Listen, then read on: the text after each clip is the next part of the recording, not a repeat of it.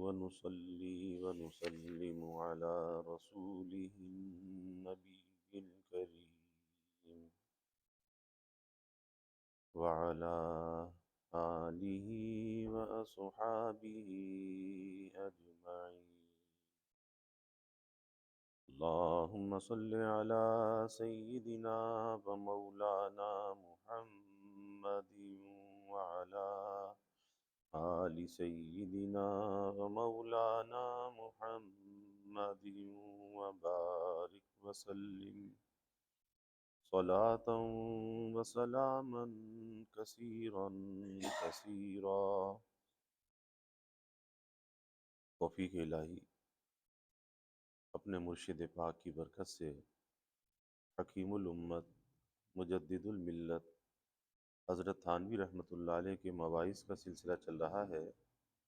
خیر الارشاد لحقوق العباد کے نام سے حضرت کا یہ واعظ چل رہا ہے، جس میں ایک واقعہ بیان کیا کہ گجنیر کی ایک گاؤں تھا، تو فرمایا کہ وہاں جب قیام ہوا تو پتہ چلا کہ اس علاقے میں لوگ مرتد ہو رہے ہیں، اور نو مسلم راجپوت ہیں جو مرتد ہو جاتے ہیں اور آریہ مذہب کو اختیار کر رہے ہیں. اس پر فرمایا کہ تین تین علماء کی جماعتیں بنا کر مختلف گاؤں بھیجی. تو اس پر پتہ چلا، انہوں نے کہا کہ ہم آریہ کا مذہب اختیار نہیں کرتے کیونکہ ان کا نیوک کا جو ہے بڑا فوج طریقہ ہے، لیکن ہم نو مسلم رہنا چاہتے ہیں. اور اس کی وجہ یہ ہے کہ یہ جو مسلمان ہیں تو یہ ہمیں نہ رشتہ دیتے ہیں نہ ہم سے رشتہ لیتے ہیں، تو اس لیے ہم نو مسلم ہی رہیں گے. اس پر گاؤں کا جو ایک چودھری تھا اس نے کہا کہ رئیس نے کھڑے ہو کر کہا کہ تم بے فکر رہو، ہم تم کو اپنی بیٹیاں دیں گے اور تمہاری بیٹیاں لیں گے بھی. پھر ایک اور گاؤں کا واقعہ بیان کیا کہ وہاں پر ایک چودھری تھا، اس کا نام ننو سنگھ تھا، ایک کا ادھار سنگھ تھا. پوچھا کہ تمہیں کلمہ آتا ہے؟ کہا کلمہ تو نہیں آتا. تو اس کے بعد انہوں نے کہا کہ نہیں، بس اتنا تھا کہ نکاح جو ہے وہ قاضی پڑھاتے تھے اور دفن اسلامی طریقے سے کرتے تھے، اور ہندوؤں کی طرح نکاح میں 7 پھیرے بھی لگاتے تھے. تو لیکن ایک بات یہ تھی کہ ان کے ہاں تعزیہ نکلتا تھا. تو انہوں نے کہا کہ ہم آریہ مذہب کیوں اختیار کریں، ہمارے ہاں تو تعزیہ بنت ہے، یعنی تعزیہ بنتا ہے. اس پر حضرت نے فرمایا کہ میں نے یہ کہا کہ ٹھیک ہے، تم تعزیہ نکالنا مت چھوڑنا، کیونکہ یہ تعزیہ تمہارے ایمان کا وقایہ ہے. اور لوگوں نے کہا کہ آپ نے تو ایک ایسے شرک کی اور بدعت کی اجازت دے دی. تو فرمایا کہ یہ ان کے دین کا وقایہ ہے کہ ابھی ان کو تعزیہ بناتے رہنا ہی ان کے اسلام کا محافظ ہے. جب رفتہ رفتہ یہ پکے مسلمان ہو گئے، اس وقت یہ بدعت اور سنت کی تعلیم ان کو دے دینا، لیکن اس وقت تو اس کام میں لگے رہیں تاکہ ایمان بچا رہے. کہ دوسرا واقعہ حضرت نے بیان فرمایا کہ ہمارے ایک دوست نے عجیب بات کہی. میں نے اسے کہا کہ علی گڑھ کالج میں مولود شریف ہوا کرتا ہے، علی گڑھ یونیورسٹی تھی تو وہاں پہ سر سید احمد خان نے قائم کی تھی، تو مولود ہوا کرتا تھا. اس پر کہا کہ بھئی وہاں پہ تو مولود ہوا کرتا ہے جو کہ بدعت ہے. تو وہ دوست فرمانے لگے کہ یہ مولود شریف بحیت معروفہ اور جگہ اور جگہ تو بدعت، مگر کالج میں جائز بلکہ واجب ہے، کیونکہ اس بہانے سے وہ کبھی رسول اللہ صلی اللہ علیہ وسلم کا ذکر شریف اور آپ کے فضائل و معجزات کو سن لیتے ہیں تو اچھا ہے. اسی طرح حضور صلی اللہ علیہ وسلم کی محبت اور عظمت ان کے دلوں میں قائم رہے، ورنہ وہ تو سال بھر ایسی خرافات میں مبتلا رہتے ہیں کہ بھول کر بھی خدا اور رسول صلی اللہ علیہ وسلم کا نام ان کی زبان پر نہیں آتا. مجھے ان کی یہ بات پسند آئی، کیونکہ واقعی اگر کسی جگہ بدعت ہی لوگوں کے دین کی حفاظت کا ذریعہ ہو جائے تو وہاں اس بدعت کو غنیمت سمجھنا چاہیے جب تک کہ ان کی پوری اصلاح نہ ہو. غرض 12 کے پٹھان بڑے شریف ہیں، اور حضرت تھانوی رحمۃ اللہ علیہ بھی پھر علی گڑھ کالج میں سیرت کانفرنس میں جایا کرتے تھے. اور جب کئی سال لگاتار جب جانا ہوا تو آہستہ آہستہ وہاں کی فضا بدلنے لگی. انہوں نے کہا کہ بھئی اس مولوی پر پابندی لگاؤ کہ اگر یہ مولوی اسی طرح سے یہاں پہ آتا رہا اور ایسے لڑکے بدلتے رہے تو یہ تو پھر کالج نہیں رہے گا، یہ تو مدرسہ بن جائے گا۔ اور اس زمانے میں بڑے بڑے پڑھے لکھے حضرت کی خدمت میں آئے، اپنے آپ کو تبدیل کیا۔ انہی میں سے ڈاکٹر عبدالحی صاحب عارفی نور اللہ مرقدہ بھی تھے، جو علی گڑھ یونیورسٹی کے طالب علم تھے، اور وکالت انہوں نے کی تھی، لیکن پھر وکالت کو چھوڑ کر پھر ہومیوپیتھک ڈاکٹر کا پیشہ اختیار کیا۔ تو اس پر بارہ علاقہ جو تھا اس کے پٹھانوں کے بارے میں بات چل رہی تھی کہ بارہ کے پٹھان بڑے شریف ہیں، اور یہ ان کی شرافت ہی ہے کہ اس جولاہے کا جواب ناگوار نہ ہوا، ورنہ کوئی دوسرا ہوتا تو خوب مرمت کرتا، مگر واقعی بڈھے نے بات سچی کہی کہ اللہ کا شکر ہے جو میں جولاہا ہو گیا، پٹھان نہ ہوا، ورنہ پھر میں ظلم کرتا اور لوگ میرے نیک اعمال چھین لیتے۔ سو ہمارے قصبے میں یہ تو ریاست اب نہیں رہی، یعنی تھانہ بھون کے قصبے میں، کہ کوئی کسی کے ڈنڈے لگا سکے۔ وہ تھوڑا سا کہیں ہو بھی جاتا ہے مگر پھر کم ہے، جس سے میں خوش ہوں، لیکن اور قصبات میں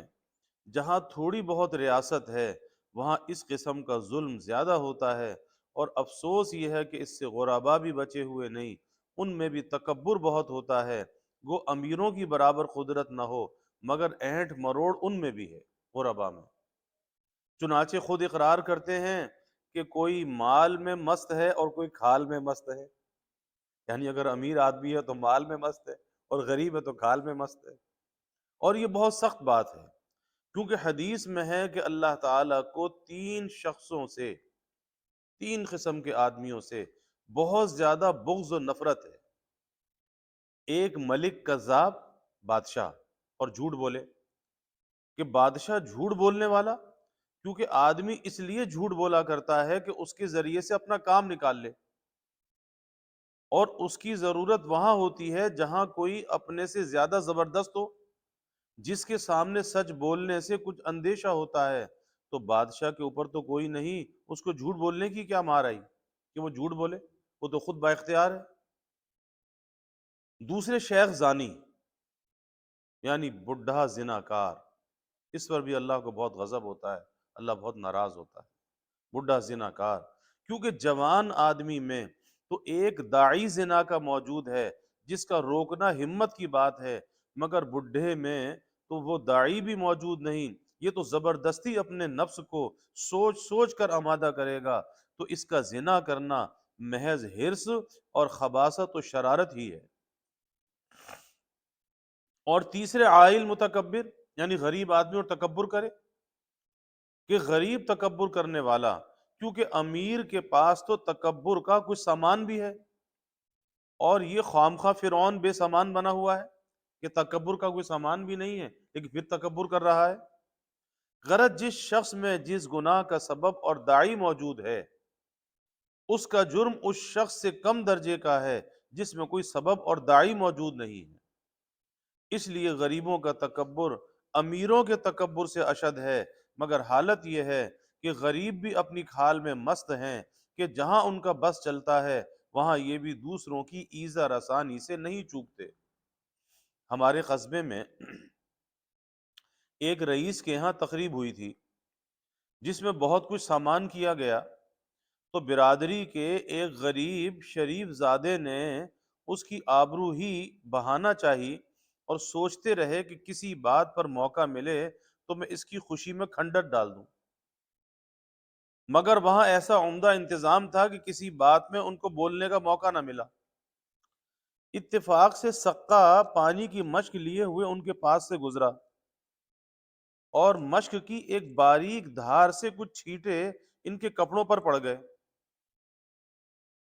بس یہ کہاں تھے فوراً جھلا کر کھڑے ہو گئے اور رئیس کو برا بھلا کہنا شروع کیا کہ نو آموز دولت ہے، یعنی نئے دولتی ہو، نو آموز دولت ہے، انتظام کا سلیقہ نہیں، برادری کے بھائیوں کے سامنے سے سقوں کو نکالا جاتا ہے جس سے سب کے کپڑوں پر چھینٹے پڑتے ہیں اور ان کو ذلیل کیا جاتا ہے، ہم ایسے اوچھے کی تقریب میں شریک نہیں ہو سکتے، یہ کہہ کر چلتے ہو گئے۔ پھر اس رئیس بیچارے نے خوشامد کی، ٹوپی پیروں میں ڈالی جب آپ تشریف لائے، کیونکہ مقصود یہی تھا کہ ذرا اس کو ذلیل کر دیں، اور اپنے پیروں میں اس کی ٹوپی ڈلوا لیں،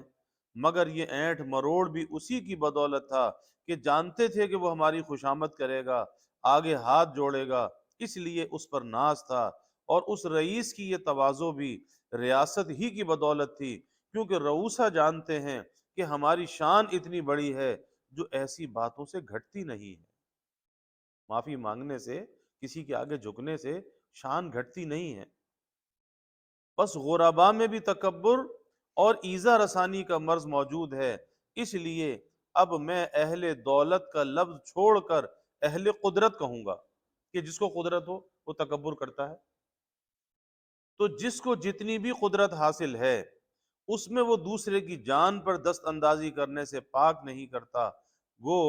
زیادہ دست اندازی رؤوسا ہی کے ہاتھ سے ہوتی ہے، کیونکہ ان کو قدرت زیادہ ہے۔ غریب آدمی کسی پر زیادتی کرتا ہے تو دوسرا اس کا بدلہ لے سکتا ہے۔ اور امراء کی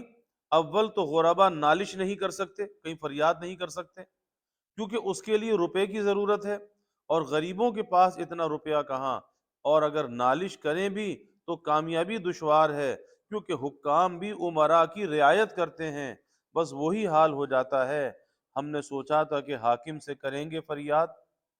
ہم نے سوچا تھا کہ حاکم سے کریں گے فریاد، وہ بھی کم بخت تیرا چاہنے والا نکلا۔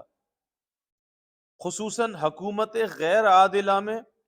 تو امراء کی بہت ہی رعایت ہوتی ہے، ہاں حکومت عادلہ ہو تو وہاں کسی کی پرواہ نہ ہوگی، چاہے کتنا ہی کوئی امیر اور مالدار ہو۔ حضرت عمر رضی اللہ عنہ کے زمانے میں حبلہ الایہم شاہ غسان اسلام لایا تھا۔ حضرت عمر رضی اللہ عنہ کو اس کے اسلام کی خوشی ہوئی تھی، کیونکہ بادشاہ کے مسلمان ہونے سے اس کی رعیت کے بہت سے لوگ اسلام میں داخل ہو جاتے ہیں، دوسرے اس سے مخالفین پر بھی روب پڑتا ہے۔ مگر اس خوشی کا یہ اثر نہ تھا کہ حبلہ کی ایسی رعایت کی جاتی کہ وہ جس پر چاہے ظلم کرنے لگے اور کچھ باز پرس نہ ہو۔ چنانچہ ایک مرتبہ حبلہ لنگی باندھے ہوئے کعبے کا طواف کر رہا تھا، بیت اللہ کا طواف کر رہا تھا۔ لنگی باندھنا اہل عرب کا عام شعار تھا، یعنی عربوں میں عام تہبت مانا جاتا تھا، بادشاہ اور غریب سب لنگی باندھتے تھے۔ تو اس وقت اتفاق سے کسی غریب کے پیر سے حبلہ کی لنگی کا کونا دب گیا۔ حبلہ نے جو ایک قدم آگے بڑھایا تو لنگی کھل گئی، پیر پڑ گیا، غصے سے سرخ ہو گیا، اور اس غریب مسلمان کی بڑی زور سے تماچا مارا، اس کا دانت ٹوٹ گیا۔ اس نے حبلہ کو تو کچھ نہ کہا، اس وقت حبلہ کو تو کچھ نہ کہا، سیدھا حضرت عمر رضی اللہ عنہ کے اجلاس میں جا کر دعویٰ دائر کر دیا۔ حضرت عمر رضی اللہ عنہ نے حبلہ کو بلایا اور پوچھا کہ تو نے اس مسلمان کو تماچا مارا ہے؟ اس نے اقرار کیا۔ آپ نے مدعی سے فرمایا کہ تم حبلہ سے قصاص لے سکتے ہو؟ حبلہ نے کہا کہ اے امیر المؤمنین، اس بازاری کو مجھ جیسے بادشاہ کی برابر کس چیز نے کر دیا؟ یعنی وہ حبلہ، اس کے ذہن میں یہ تھا کہ میں تو بادشاہ، اپنے علاقے کا حاکم، اور یہ تو کہ بازاری ایک عام آدمی ہے، تو کس چیز نے اس کو اور مجھ کو برابر کر دیا؟ اب حضرت عمر سے اس نے یہ سوال کیا، اے امیر المومنین، اس بازاری کو مجھ جیسے بادشاہ کی برابر کس چیز نے کر دیا جو اس کو مجھ سے قصاص لینے کا حق حاصل ہو گیا؟ آپ نے فرمایا کہ اسلام نے تم دونوں کو برابر کر دیا، اسلام نے تم دونوں کو برابر کر دیا۔ تو جبلہ نام ہے اس کا، جبلہ نے کہا کہ اچھا، مجھے کل تک مہلت دے دی جائے، میں کل قصاص دے دوں گا۔ حضرت عمر رضی اللہ عنہ نے فرمایا کہ میں مہلت نہیں دے سکتا، یہ مدعی کا حق ہے جو دعویٰ لے کر آیا ہے، یہ مدعی کا حق ہے، اگر وہ چاہے مہلت دے یا نہ دے۔ بیچارہ غریب آدمی ذرا سی بات پر پسیج جاتا ہے۔ مدعی نے کہا کہ مجھے کل تک کی مہلت دینا منظور ہے۔ پھر رات کو وہ کم بخت چپکے سے نکل کر بھاگ گیا اور مرتد ہو کر نصرانیوں سے جا ملا، مگر حضرت عمر رضی اللہ عنہ کو اس کی ذرا بھی پرواہ نہ ہوئی، اور نہ اسلام کو جبلہ کے ارتداد سے کچھ نقصان پہنچا، بلکہ اگر حضرت عمر رضی اللہ عنہ اس کی رعایت کرتے تو اس سے بے شک اسلام کو ضرر پہنچتا، کیونکہ عقلاً عقلاء کو یہ کہنے کا موقع ملتا کہ اسلام میں ضعیف کا قوی سے، اسلام نے ضعیف کا بدلہ قوی سے نہیں دلایا جاتا بلکہ زبردستوں کی رعایت کی جاتی ہے، اور یہ خلاف عدل ہے، اور اب تو وہ ظاہر میں ایک جبلہ اسلام سے نکل گیا، مگر عدل اسلامی کی نظیر تمام دنیا کے سامنے قائم ہو گئی، اور سب کو معلوم ہو گیا کہ قانون اسلام میں کوئی زبردست کسی کمزور کا حق نہیں دبا سکتا، جس سے ہزاروں لاکھوں آدمی عدل اسلامی کے شہدا بن گئے۔ اور تواریخ سے معلوم ہوتا ہے کہ بعد میں جبلہ بھی اپنے ارتداد سے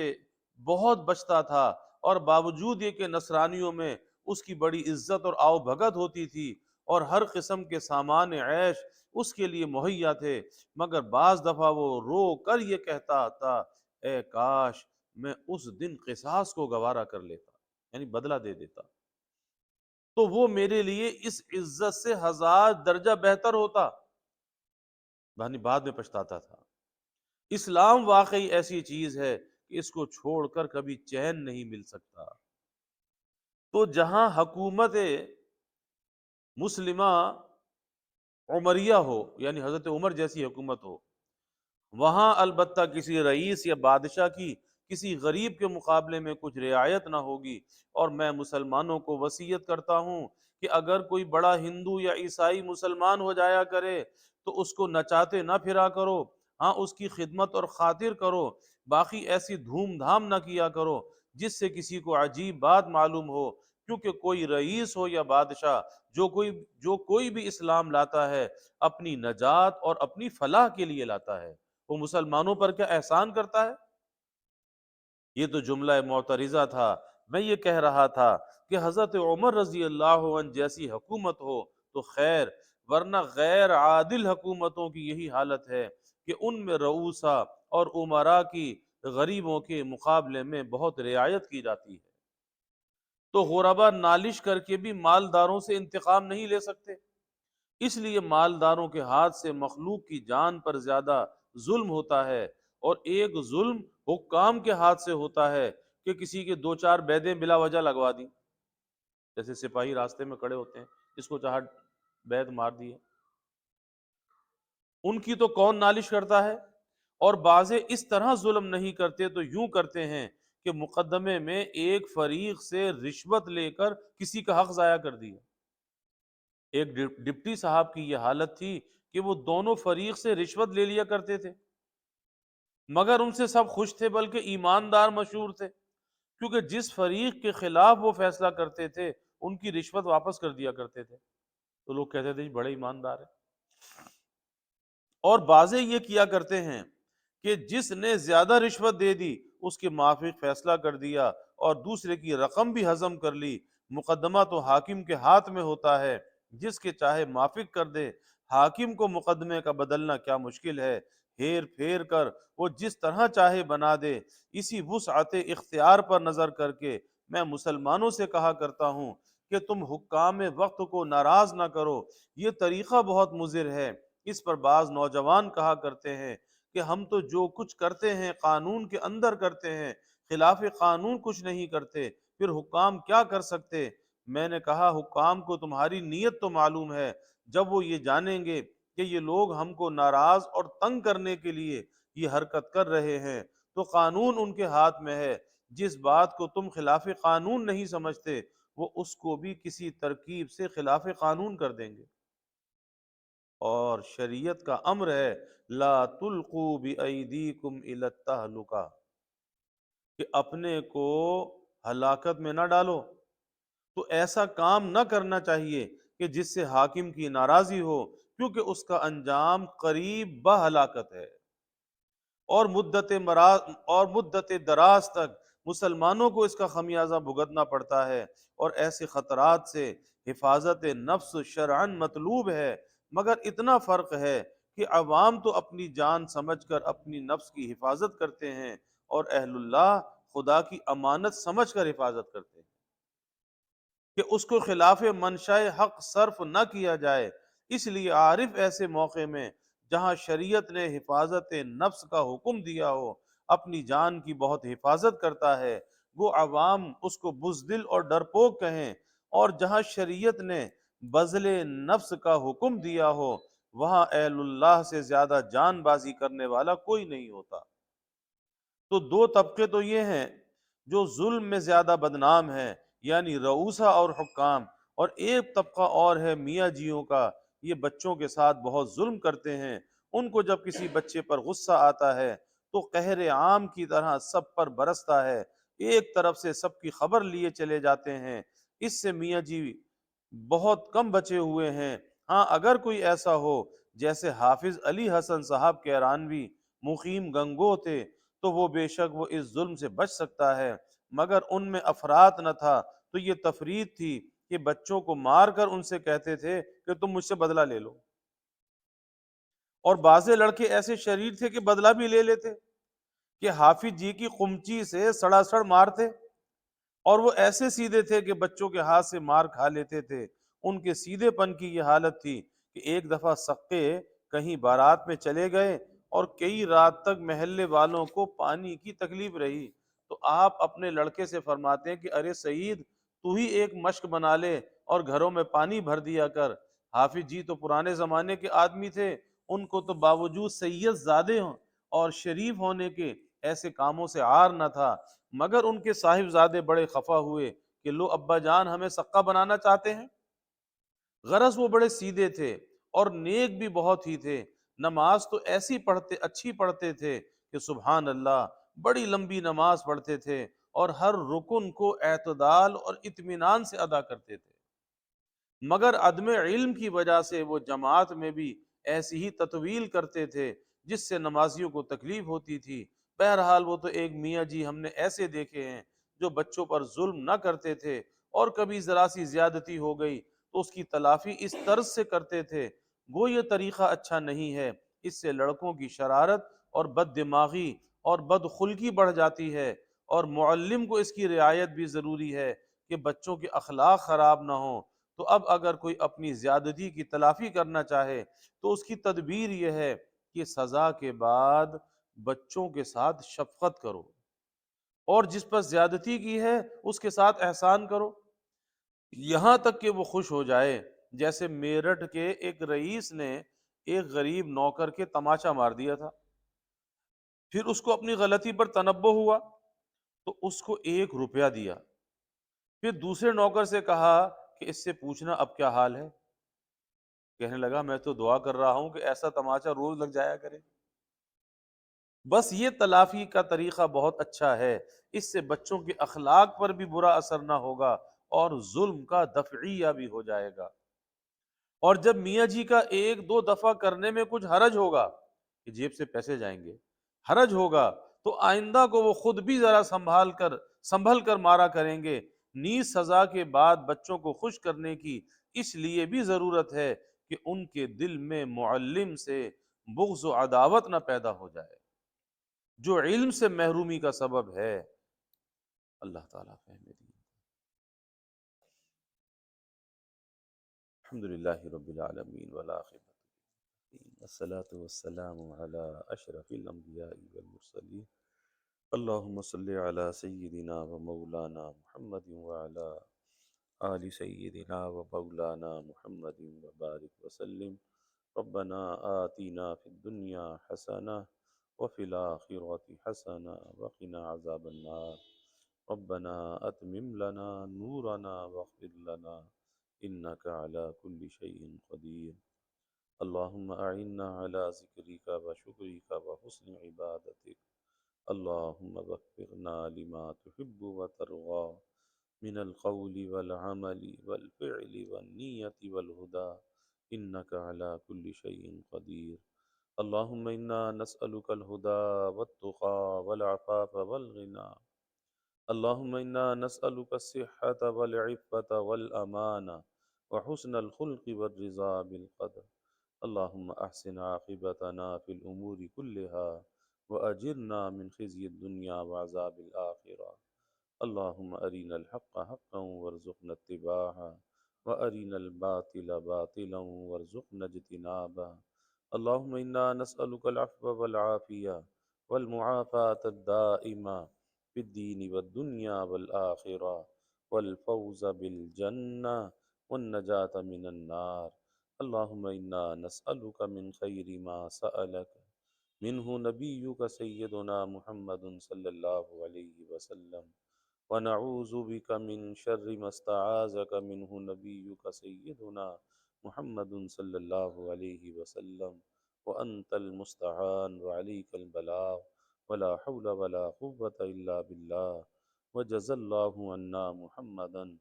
صلى الله عليه وسلم ما هو أهله، وصلى الله تعالى وسلم على النبي الكريم. آمين برحمتك يا أرحم